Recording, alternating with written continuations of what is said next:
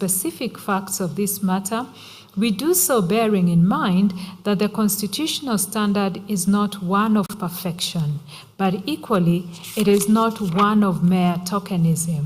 The standard is meaningful participation, and that standard must be assessed with rigor, sensitivity to context, and fidelity to the constitutional vision of a government that is truly of, by, and for the people. Certainly, the impeachment of a deputy president is not an ordinary legislative act. It is amongst the most consequential, solemn, and irreversible decisions that any parliament can make. It involves the removal from office of a person who holds the second highest constitutional office in the Republic, and an office to which the holder was elected by the sovereign will of the people through a general election. The gravity of that decision cannot be overstated. It affects not only the individual whose tenure is at stake, but the constitutional architecture of the executive, the stability of government, and the democratic expectations of millions of citizens who cast their vote in the 2022 general election. It is precisely because of this gravity that the public participation required in connection with an impeachment process must be held to a standard that is both qualitatively and quantitatively meaningful.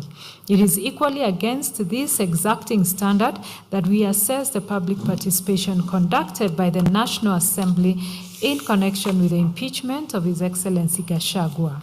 On the question of notice, the National Assembly adduced evidence that notices of the public participation exercise were published in multiple newspapers of wide national circulation, including the Daily Nation, the Standard, the Star, and Taifa Leo on the 2nd, the 3rd, the 4th, and the 5th of October 2024.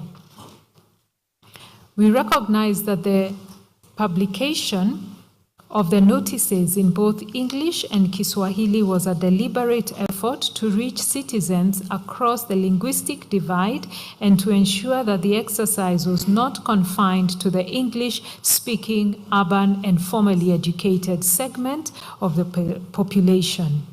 Notice was additionally published in the Parliament's official website and on social media platform, therefore extending the reach of the process to citizens who access information through digital means. On the question of accessibility and channels of engagement, a public views template was provided in both English and Kiswahili, further reinforcing the inclusive character of the exercise.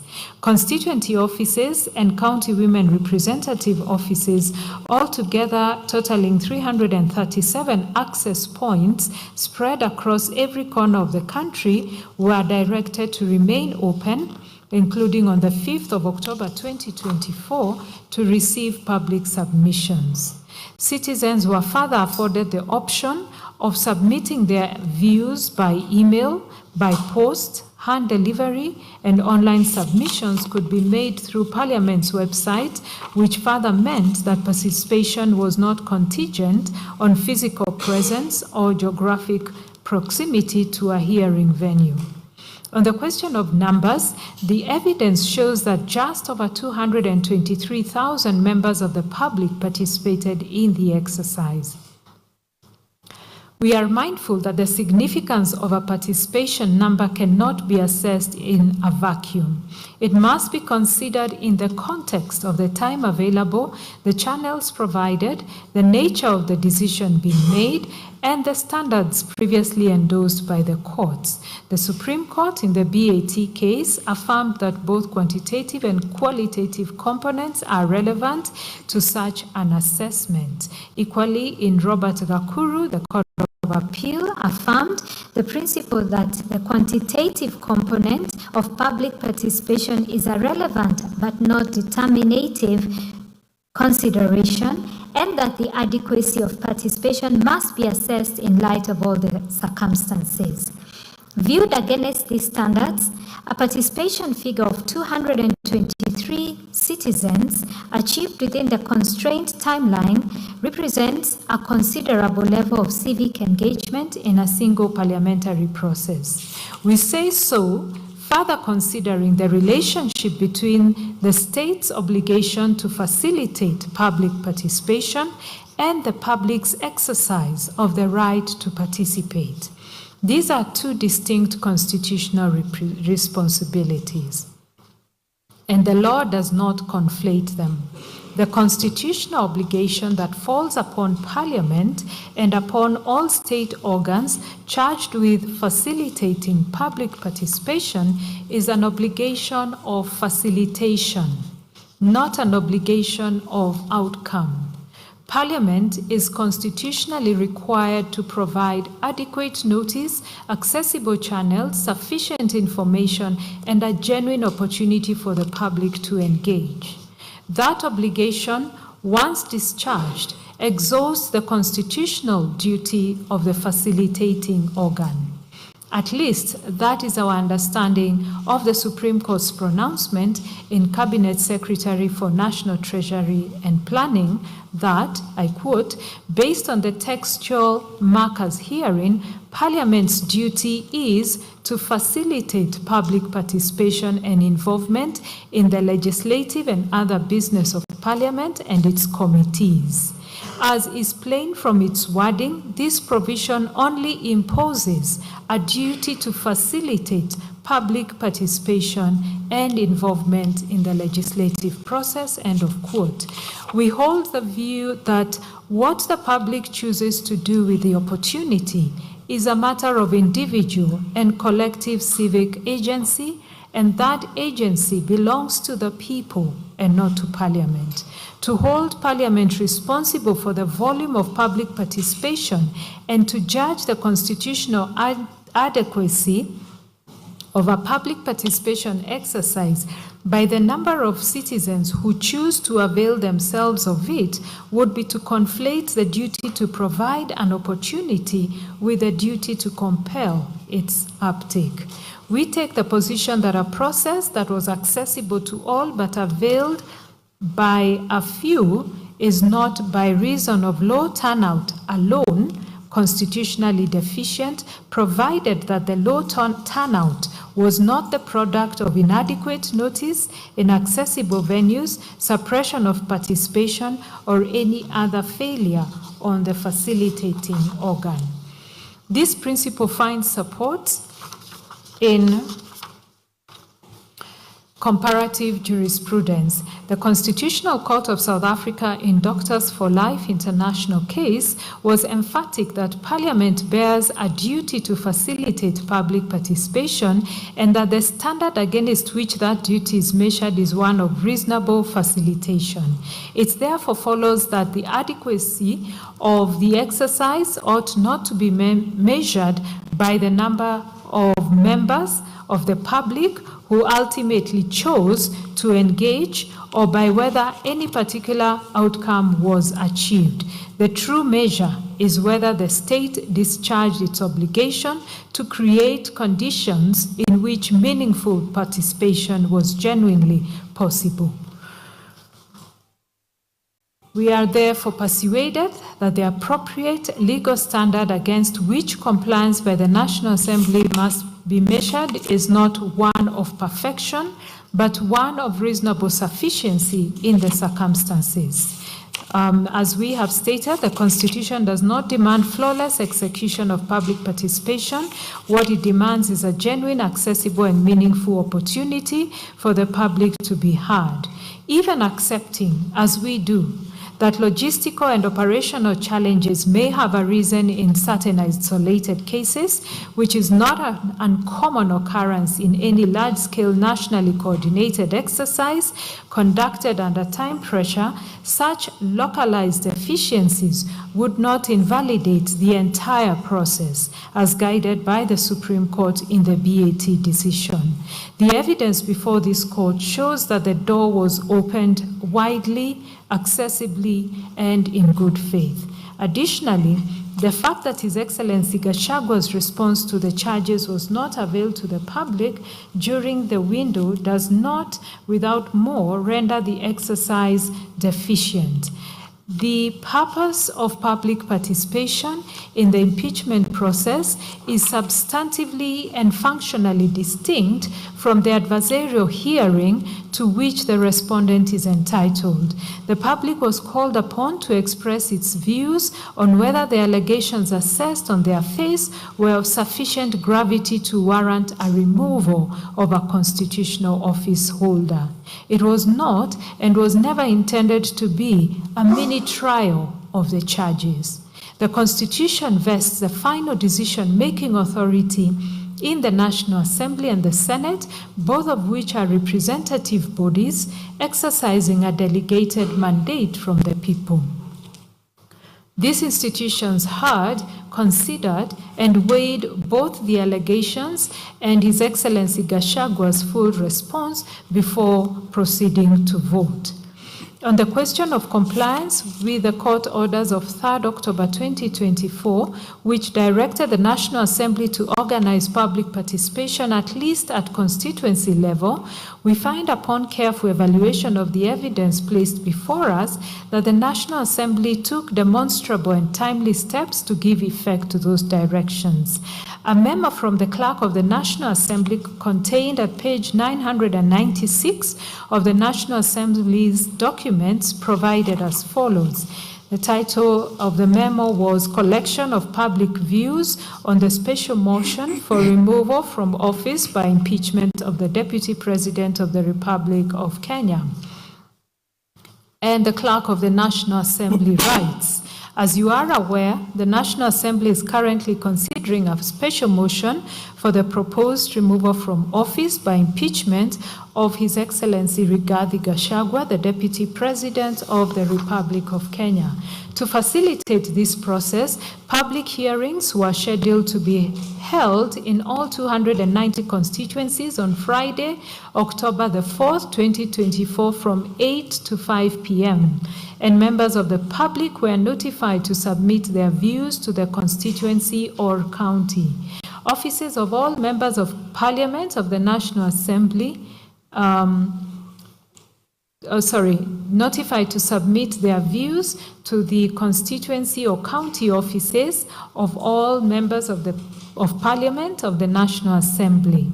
By a court order issued on the 3rd of October 2024, the High Court in Kenya sitting at Kerugoya directed that the National Assembly organize similar public hearings closer to the citizens, at least at constituency level, on each constituency in Kenya to enable the constituents of members of Parliament responsible for the impeachment process nationally to engage with and participate on hearings and or any other suitable modes by which citizens at that level can participate and offer their representations.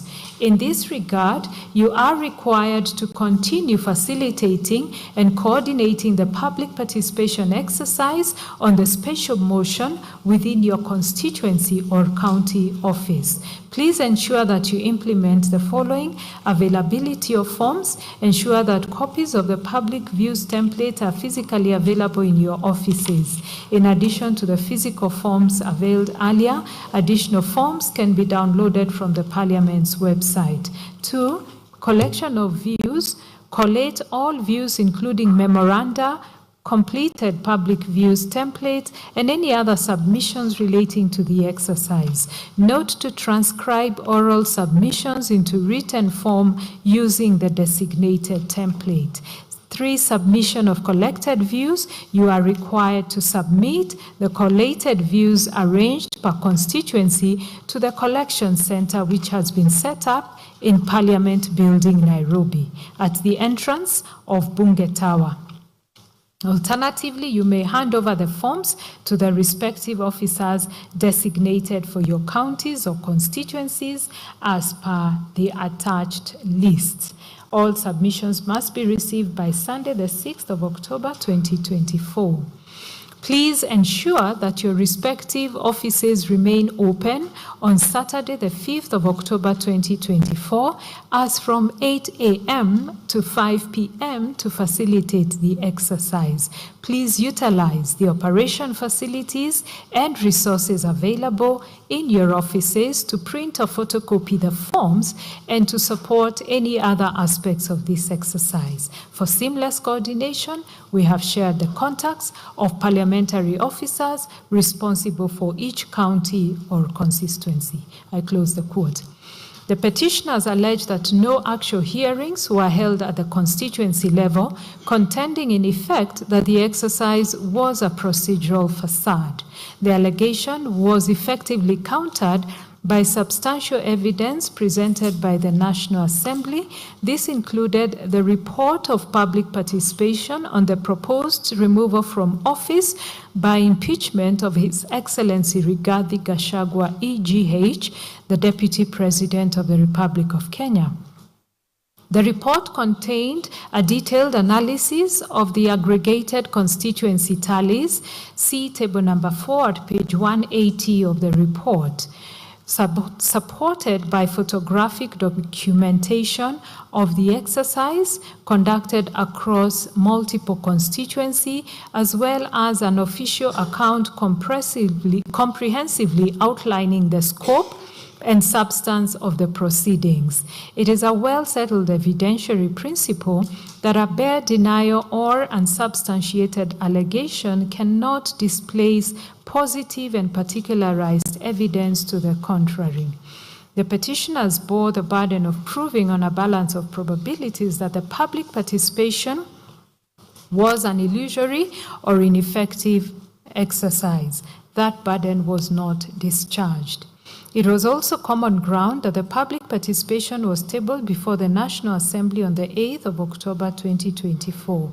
Members of Parliament had the opportunity to consider it before and during the debate.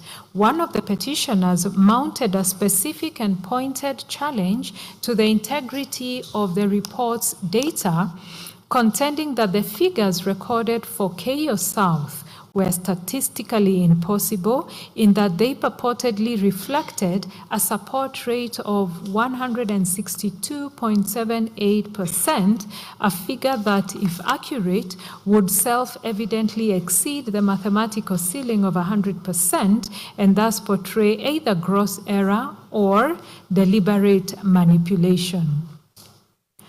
We have subjected the report to careful scrutiny. Our analysis shows that in Keio South, of the 820 responses recorded, 807 supported the impeachment, 12 opposed it, and 1 selected other. This translates to 98.41% in favor, 1.46% against, and 0.12% categorized as other. These figures, in our view, are mathematically sound and fall within the permissible range of 0 to 100% and disclose no statistical anomaly of the kind alleged. The petitioner's contention, presented as a statement of fact, is therefore not borne out by the document itself. We further find that even if isolated errors were present in data entry, tabulation, or transcription, if those errors were demonstrated to exist within a report of this scale, such minimal errors would not without more vitiate to the entirety the otherwise lawful and substantially compliant public participation exercise. Therefore, having wholly examined the totality of the evidence produced before us, and having applied the constitutional and jurisprudential standards authoritatively laid down on the nature and quality of public participation required, we are satisfied and hereby find that the public participation conducted by the National Assembly in connection with the impeachment of His Excellency Gachagua as Deputy President met the requisite constitutional threshold in all material respects. With regards to the Senate not conducting its own public participation, the petitioners contended that the Senate acted in violation of Article 118 of the Constitution by failing to conduct its own independent public participation exercise prior to deliberating on the impeachment of His Excellency Gachagua. This argument, while not without surface appeal, cannot be sustained upon a careful and purposeful reading of the constitutional architecture governing impeachment proceedings, and we reject it for the following reasons. The starting point is a principle of constitutional specificity. Where the Constitution makes express and particular provision for a specific process, that specific provision governs, and general provisions must yield to it to the extent of any inconsistency or tension. Article 145 of the Constitution prescribes with particularity the role and function of each House of Parliament in the impeachment process. Under that provision, the Senate's designated function is to hear the charges preferred against the Deputy President, to receive and evaluate evidence in respect of those charges, and to decide on whether the Deputy President should cease to hold office. This is, by its very nature, an adjudicative function, and one that is quasi-judicial in character, akin to the conduct of a tribunal. It is not a legislative or policy-making function. The Senate, at this stage of the process, sits not as a law-making body, but as a constitutional adjudicator, and the procedural obligations that attend to that role are correspondingly different. Article 118, by contrast, imposes obligations on Parliament in the conduct of its legislative and other business.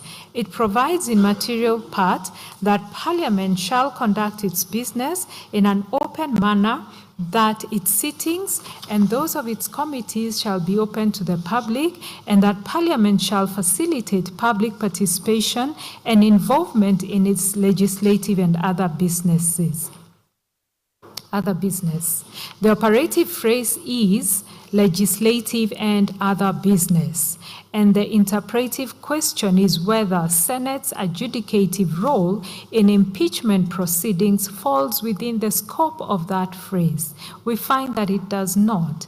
The phrase other business must, on a proper application of the Eusdom Generis canon of construction, be read as business of a similar nature to legislative business, that is, business involving the formulation, review, or consideration of policy or law. We respectively associate ourselves with and adopt as correct the position taken by this court in Mwangaza versus County Assembly of Meru, that public participation in impeachment proceedings primarily occurs at the county assembly level rather than at the Senate level, since the county assembly is the initiating body that formulates and debates the impeachment motion before transmitting it to the Senate for final determination. End of the quote. At the Senate stage, the function being discharged, as we have said, is adjudicative rather than consultative. We find that the constitutional principle underlying that holding is not confined to the impeachment of governors. It is a principle of general application that derives its force from the structural logic of the impeachment framework embedded in the Constitution, and it applies with equal force and validity to the impeachment of the Deputy President under Article 145. A second invocation of the same procedure in respect of the same charges, the same allegations, and the same subject matter at the Senate level serves no additional constitutional purpose.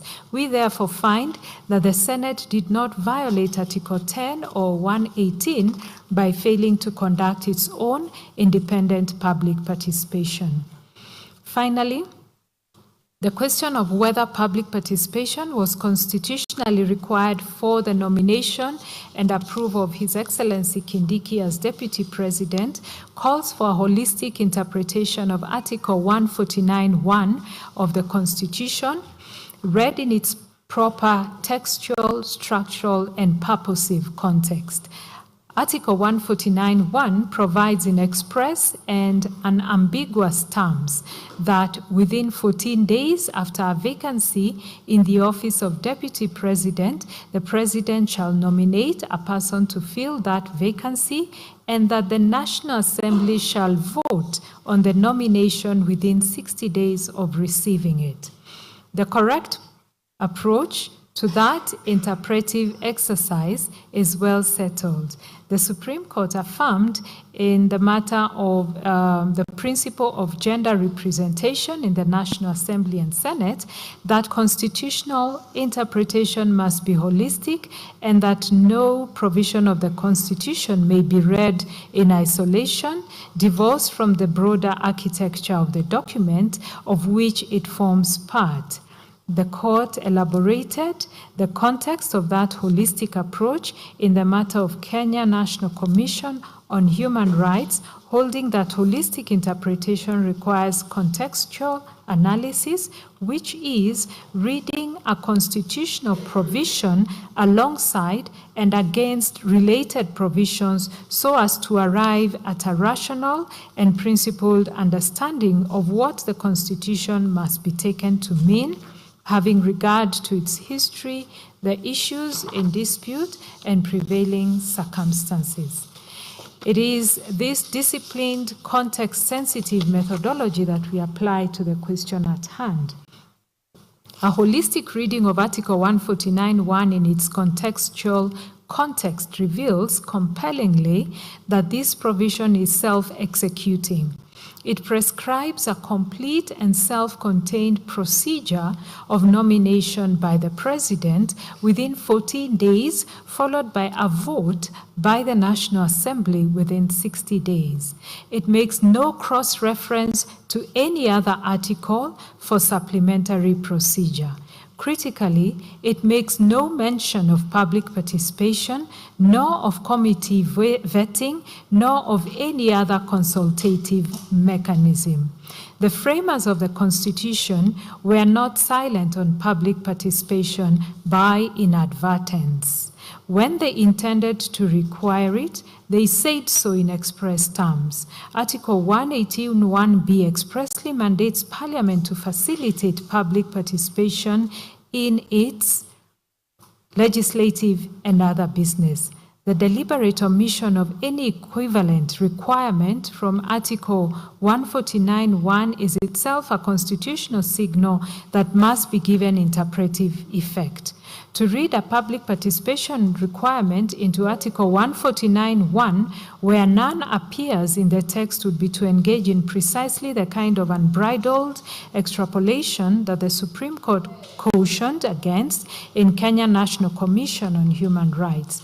The constitutional text of 149(1) is further instructive in its precise choice of language. The provision directs that the National Assembly shall, and in quotes, vote on the nomination. This is a deliberate linguistic choice by the constitutional drafters, and it is not open to a court to substitute its own preferred terminology for that which the Constitution has expressly employed.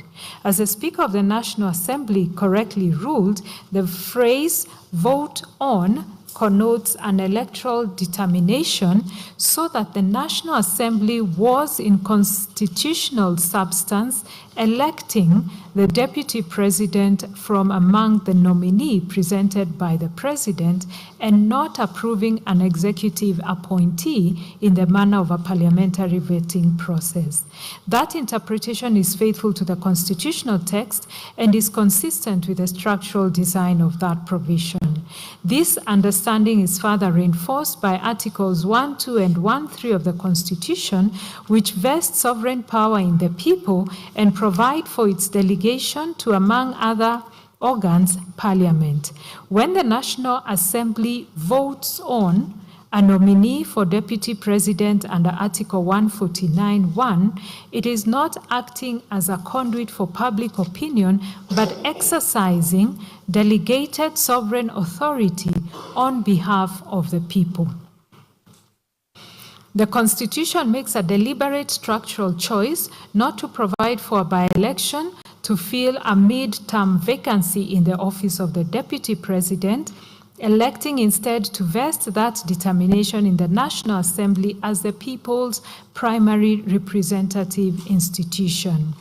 That choice reflects a conscious constitutional calibration of the respective roles of participatory and representative democracy, a calibration that this court is bound to respect.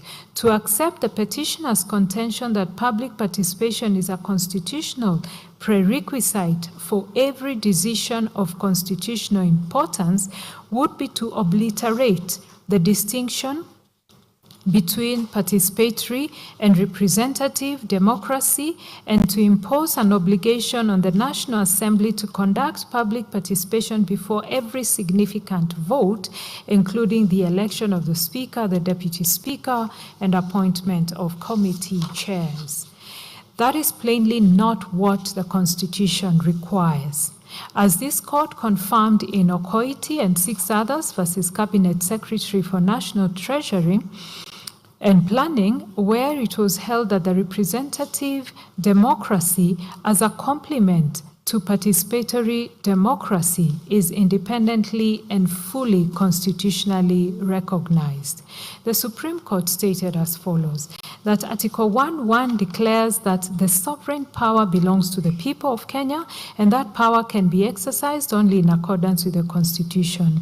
Article 1.2 further proclaims that the people may exercise their sovereign power either directly or indirectly through their democratically elected representatives. It is this direct democracy aspect the Constitution provides for citizens to participate in referenda on certain constitutional amendments as outlined in Article 255. Additionally, it promotes a participatory approach to governance with Article 10.2a identifying democracy and participation of the people as national values and principles of governance.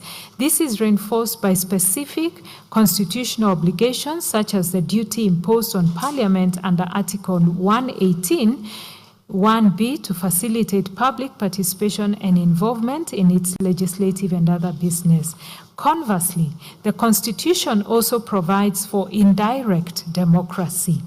In that regard, Article 1.3 states that sovereign power is delegated to specified organs, state organs, including Parliament and the legislative assemblies of county governments. Moreover, Article 94.1 of the Constitution provides that the legislative authority of the Republic is derived from the people and at national level is vested in and exercised by Parliament. This speaks to the representative aspect of democracy, which grants elected representatives the discretion to make legislative decisions on behalf of the people they represent, with the legislative discretion being balanced by the Constitution's commitment to participatory governance. End of quote. While it is unquestionably correct that Articles 110 and 118 of the Constitution apply to all state organs and to all public business, it does not follow that every discrete act of Parliament is intended or is attended by a mandatory public participation obligation.